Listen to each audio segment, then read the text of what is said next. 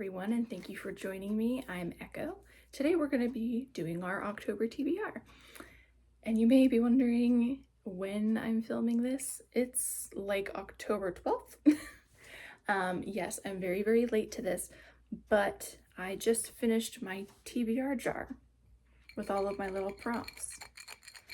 And there are 30 prompts in here, so I thought it would just be perfect to try and wrap up the end of the year, test out the TBR jar kind of method and see how I like it. And so I'm dividing October, November, December into 3, obviously, for the end of the year. And since there are 30 prompts in here, I'm gonna pull 10 a month. I'm not promising to read 10 books a month. I also think it's important to mention that I like to read short stuff too.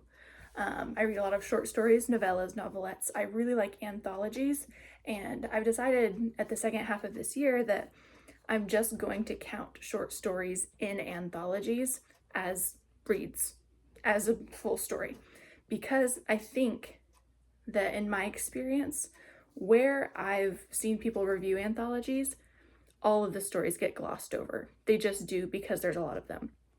I want each author to be credited for their story, and I'm going to review them as such. So it's going to be counting differently, obviously, as my books read versus stories read. I know it doesn't make sense now, but I'm going to be doing a challenge that hopefully I'm going to be filming the announcement video for soon. These stories count towards that challenge, but I'll explain that a little bit more as we go. So today we're doing TBR jar chooses my reads for October, and I'm pulling 10. So we're just gonna go ahead and start. I will also say that I have read 3 books this month already. I'm vlogging that for my weekly vlog, but I read 3, and I'm shamelessly going to try and count those 3 in these 10 draws, just to make things a little bit more even, make things make more sense, just because I wanted to pull 10 so it would divide evenly for the rest of the year. So let's go. First one.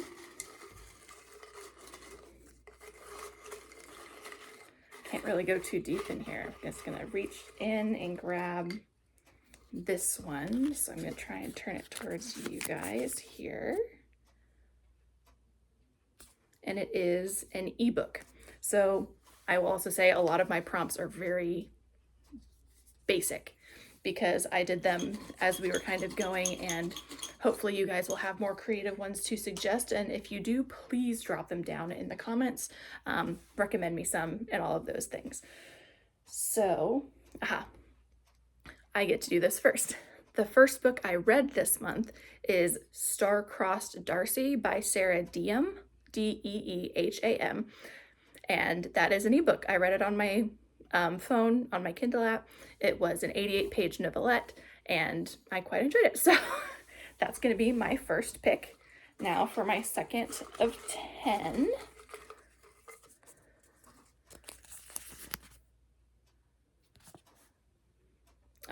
LGBTQIA plus rep. So one of those is going to be in there, and we'll see which one it is. I don't believe the ones I've read so far this month have queer representation in them. No, not in here, it doesn't look like. So I'm just gonna turn over. Here is my laptop. So I have all of my digital library because most of the books I do own are audio or ebook. That's just what it is with my unread books. So I'm gonna glance through here. I have right now my Kindle pulled up in my romance section, which is one of my favorites, and it's easy reads. Okay, right away, I'm gonna do it like this.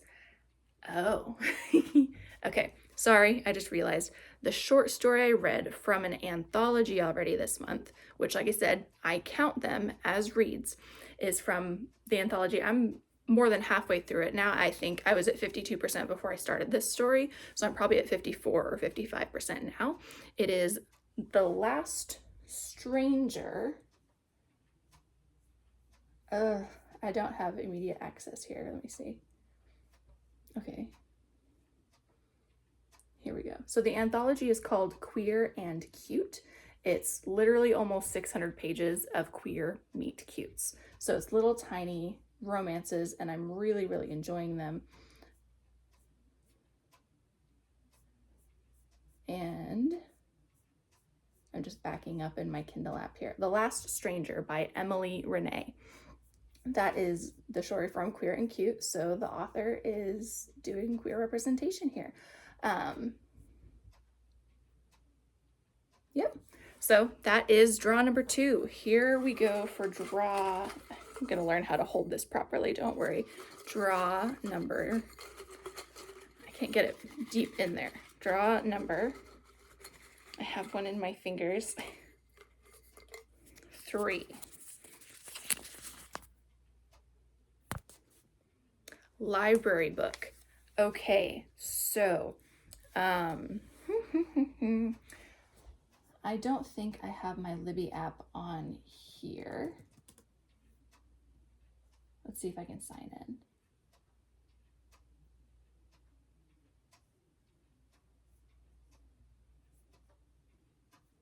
Okay, let's do available now. I'll show you what I'm doing over here. So I have my Libby app open on my browser, and I just put available now, and I'm just gonna scroll for a second and find one. I don't have as great of control over this phone yet because I'm using my phone to film, but we're just gonna go with it. So we have Darcy Little Badger. Oh, I'm in the Queer Liberation Library right now, their digital library. And I've really been enjoying it. I've been subscribed to there for at least 3 or 4 months, maybe more than that. I think definitely more than that. I haven't borrowed a lot of things yet, but I think it's a really good option because it's available to anyone in the US, and it's completely an online library. So it's in Libby, which is Overdrive. So if you have a library card in there, a library account, you can apply and just put in your US address, and you pretty much will get approved.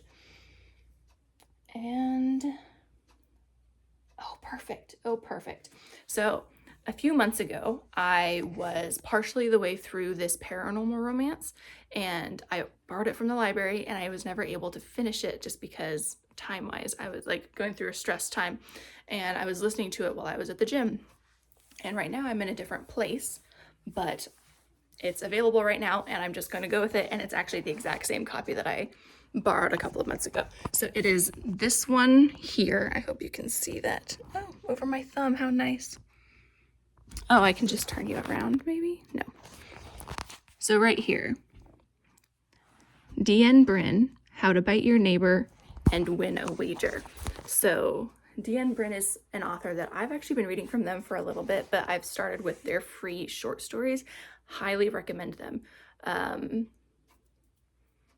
I know The Blessing of Vampires is one of them that I have not read.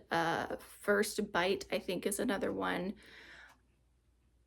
No, I just can't remember them properly, but check out Bryn's free short stories. They're cute. They're all queer. And so I'm going to be adding How to Bite Your Neighbor and Win a Wager back on in my TBR for pick number 3. And let's go with, let me press borrow while I'm here actually, for 14 days. Okay, pick number 4. Okay.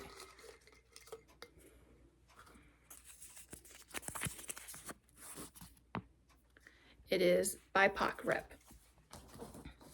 So where the author or main character is a person of color, is Indigenous. Let's see. Okay, perfect.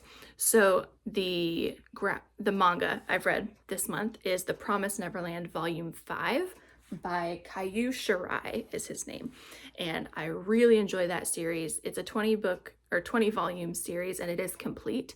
I thought I read volumes 1 through 4 last summer, but I'm reading volume 5. I read it, and it's there are things that I missed. So either I've forgotten them since I read it last summer, or I just didn't finish volume 4. So I read volume 5. That one's the one we're counting for this pick on the TBR.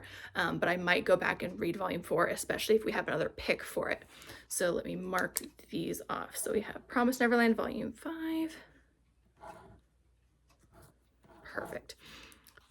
And so that was pick number 4. pick number 5. Let's just hop right in. Oh, is that upside down?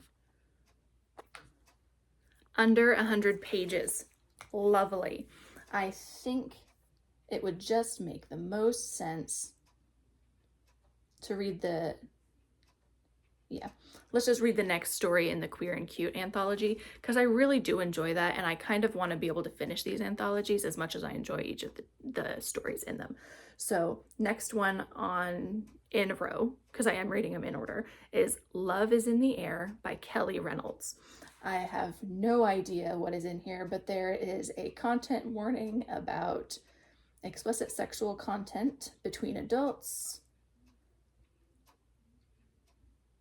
Yeah, so that's all that it says. We never really get like a synopsis of each story, but I'm excited to read that one. So that one's going to go as pick number 5. So at least they're moving in there. Do you see them? I don't know if they're just moving back and forth though. So let's try and reach kind of deep in there this time for pick number 6. And this one's kind of just in my hand. So can you read that? Standalone. Okay. Standalone. Let me see. This other one that I'm partially through, I think I'm at least 60% through it, that I was reading on Kindle the other day. I don't know if it's part of a series. It is part of a series. So back to the scrolling, the fun scrolling. And I'm not going to count an anthology as this, just because I know a lot of anthologies are like, you write a story within your world as an author and then you submit it to this anthology, and that's great. So I don't have any way of knowing which ones an author does have connected. So I'm going to put you over here while I scroll for over here. Excuse me. So standalone. We have a manga, we have a romance, we have LGBT, we have paranormal romance. So maybe let's go for something else. I have it, a mystery. So I'm not scrolling for it. I can pull it up in my Audible probably. Let me pull it up. Well, not that you can see it, but I need the title.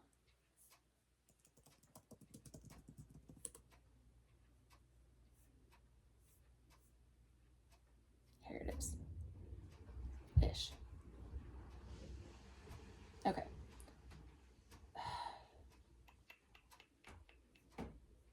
It's not going to show on Audible, so let me do it this way.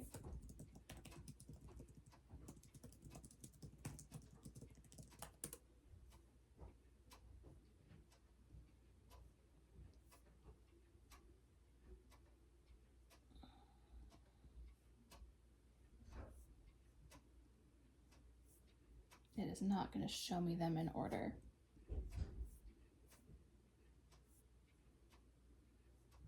Maybe this one will. If I'm going on to Goodreads. Here we go. Okay, so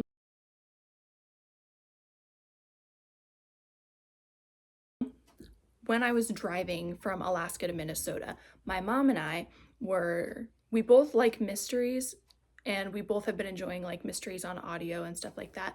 And I like witchy things, and I don't read as many mysteries, and she likes mysteries and she's open to witchy things. So that's kind of where we fell in line with each other.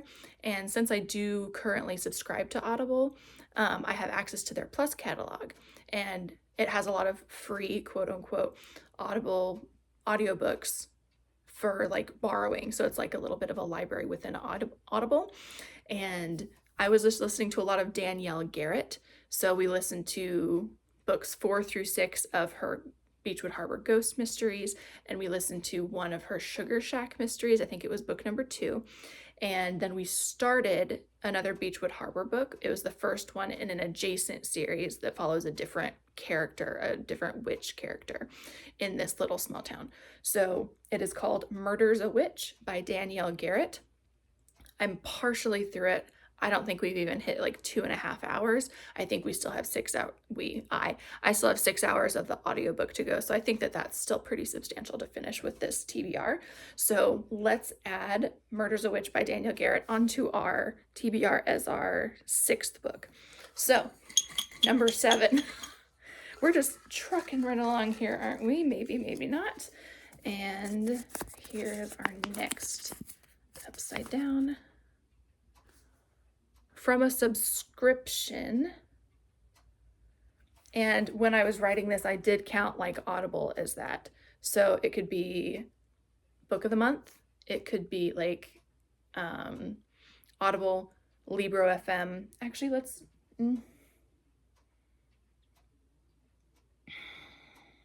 I guess it has to be audio because I don't really have an ebook subscription, and my physical one is book of the month. But because I just moved, I don't have my books yet.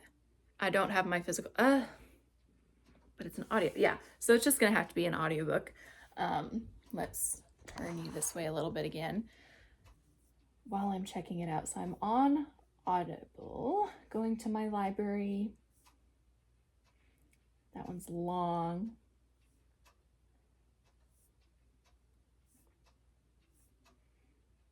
Oh, and maybe we should find a fall read for this one because it is October. I haven't found like a ghosty, witchy kind of one. I am also back in my hockey romance era because I'm currently reading a hockey romance and the season just started this weekend and I'm missing it and I'm devastated. But let's look for either a hockey romance or some fall vibes as kind of the option here. So I have options are Monster Pucker by Clio Evans. It's a novella on Audible, and I purchased it with a credit, so I did purchase it with a subscription because it's only 3.5 hours long, and I've been wanting to try it out because she does a lot of really spicy monster romances, but she's only come out with a second book in this hockey monster romance series, so I could try the first one. That would be my first option. The other one, I know I bought a couple...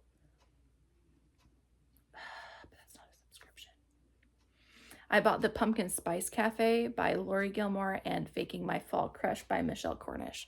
They're fall reads. I think it would be fun to read some fall stuff. But I guess another option...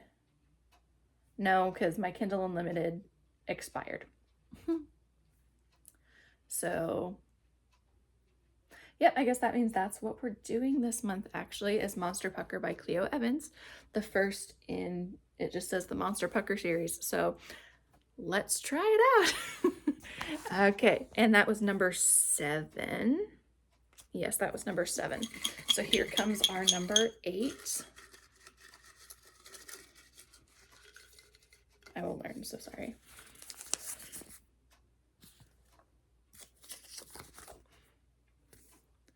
Genre you don't often read. So really this means anything that isn't romance, paranormal romance kind of thing, because that's just what I've been reading a lot of in the recent years because I've been in school. It's been so easy. I really love romance. It doesn't take a lot of like analytical skills and energy and so on, so on. So I've been reading like manga, graphic novels, and romance in different shapes and forms. So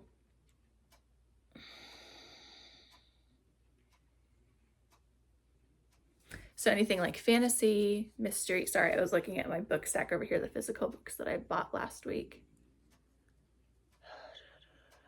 I could make it work. But I also have been reading on my phone a lot more often because here, I'll actually show you what I'm thinking about, okay? So here was my stack of physical ones that I'm interested in reading this week. This one I did read. This is the one that we put on. It is volume 5 of The Promised Neverland. I guess I should have showed you that a second ago. So then we have, this one is a contender because it's YA romance. I don't read YA. I have had a lot of bad years with YA because I don't connect with the main characters. But this one, the premise sounds so fun, and it's a polyamorous rep, which I don't read. I'm very interested to read, but I've only read a couple. So this one could be categorized as genre I don't often read. This one is romance, so it's not really going to count in this situation, even if it is fitting for October. And then we have the Spellshop by Beth Durst, and it is cozy fantasy. And I haven't read fantasy in a while, and I've been really wanting to get back into fantasy. So either of these could work. Or if I'm looking over, I'll put these down actually, that's going to be easiest. If I'm looking over here on my Kindle, my digital library here, I don't often read. And the two fall ones are romance, so I can't really get away with that. I'm in the romance category here. So I have a fantasy folder, and I have a lit fic folder, and then I have a folder that has mystery, horror, thriller, all of those kinds of things. And then I have a nonfiction folder. That one might be good. I have writing, craft books, French short stories, because I am in beginning French, nonfiction craft reference books on like growing different things in the garden. So those aren't working. That's not really what I was hoping was going to be in here. I think I have nonfiction stuff in my queer folder, but I love reading queer stuff. I just don't read it as often as I would like, so I guess it could count, but I don't know if I feel super good about that. But the ones I'm thinking about are The Invisible Orientation by Julie Sandra Decker, because it's an asexual nonfiction book. And then Refusing Compulsory Sexuality, which is a Black asexual lens on our sex-obsessed culture by Sharonda J. Brown, which is another BIPOC book, which I would love to be adding in here. I think that's all of the nonfiction I have in my queer folder. Lit fic. None of those are really calling to me. Mystery, horror, thriller. There's a lot of cozies in here. Don't have a lot. I have Dowry of Blood, Final Girl Support Group, Dead by the Bundle by Lily Webb. So that's a cozy paranormal mystery. In Dogtown, I read one of them, like the prequel novella, and I wasn't completely sold, so I might not go that direction. And then fantasy would be the last folder.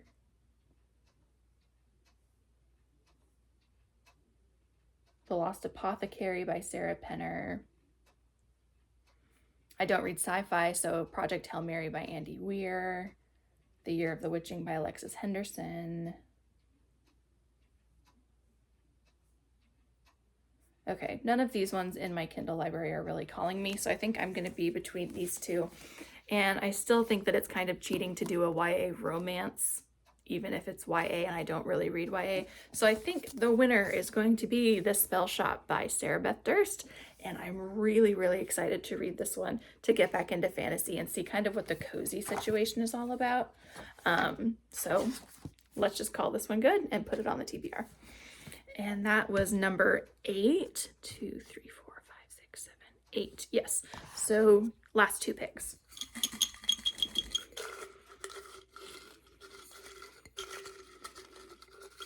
I want to get to the bottom. Okay. That's still from the middle. Whatever. Ah, jerk. Okay. So it says Bestie Chooses. I was literally on video call with her an hour ago. And I told her, because I finished filling up this prompt jar and I said, I have 29. Give me a prompt. And she says, I want to make you read this book because I only read 2 chapters of it and I really enjoyed it, but I had to give it back to her because I was moving. So she has been killing, like, she wants me to read it so bad. Let me look it up because the author is Parker St. John. It is the Down Home series and it is the 2nd book. So Down and Dirty by Parker St. John, because this is a gay country romance series. So the first one followed like a bull rider and the sheriff, and it was a second chance romance.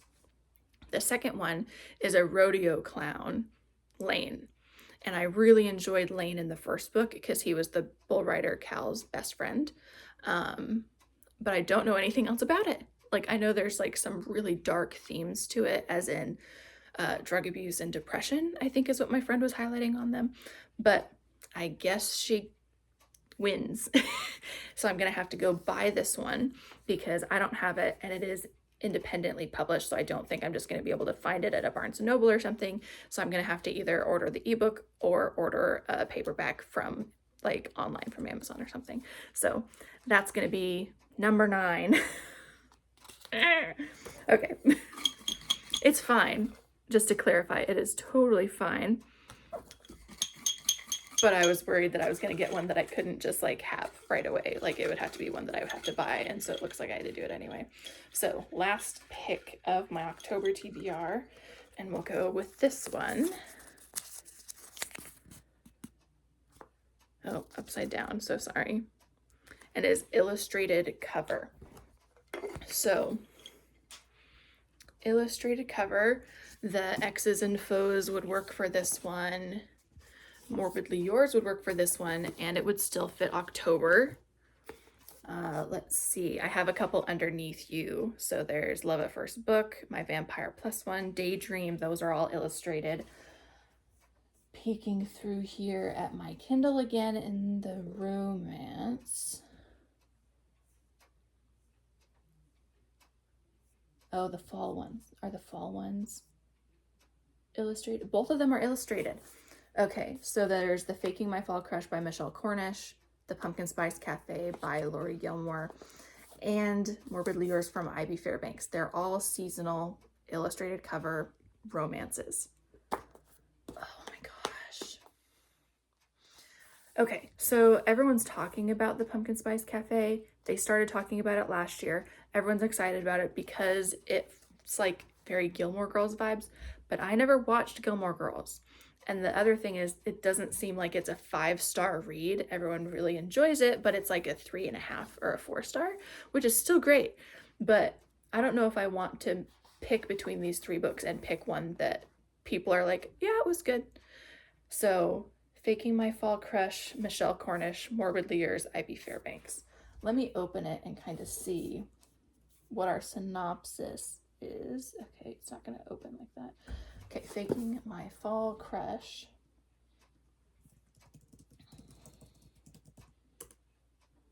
By Michelle Cornish. And I'm just going to go ahead and read you guys the synopses so you can decide with me. Okay. 194 pages. It's all fun and games until it's not. Felicia Elway has always been the type of woman to stir up drama. So when her friend Kit dares Felicia to tell her family she's engaged, she doesn't flinch. But when her family books the next flight to see her, she's scrambling for a plan. To continue her lie, Felicia convinces her best friend Marshall Jackson to act as her fiancé for the weekend. Marshall would do anything for Felicia, even buy her a real diamond. When Marshall sees Felicia's walls start to crumble as they spend the weekend together as a couple, he enlists the help of Felicia's little brother to win her heart for real. Will Marshall find the courage to tell Felicia how he truly feels, or will he let Felicia's facade continue? Right away, it doesn't sound very fall-like. Obviously, I love fake dating. It's like one of my favorite things. So it's like the fake engagement, fake fiance, fake like partner. Totally down for. But if you look at this cover. It is such a fall cover, but it has nothing to do with fall except for the title.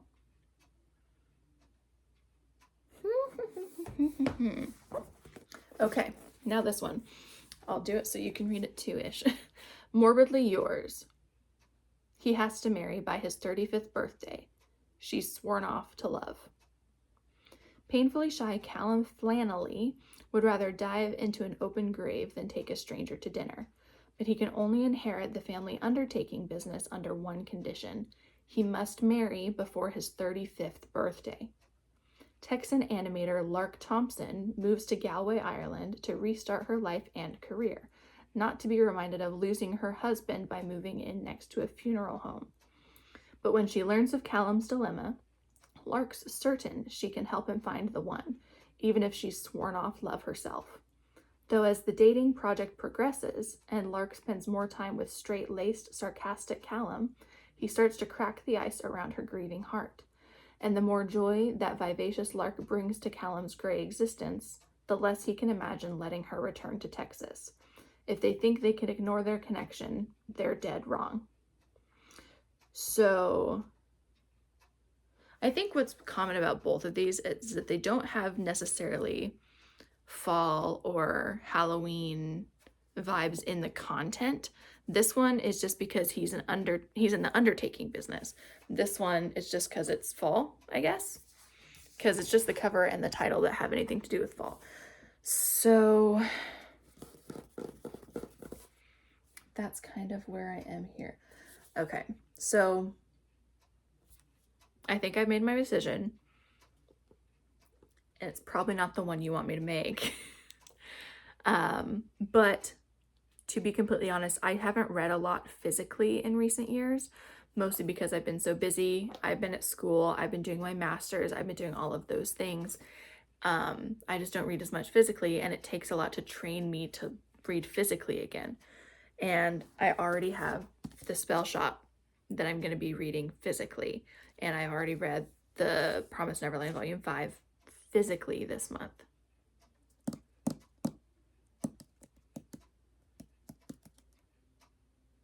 Yeah, so I think I have to just go with the one that I have on ebook, and it's going to be Faking My Fall Crush by Michelle Cornish.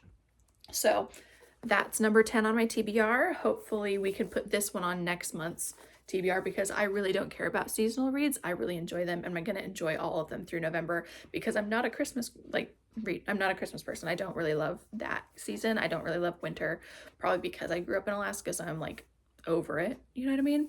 So let's enjoy fall through November, and let's read this one next month and read Faking My Fall Crush this month.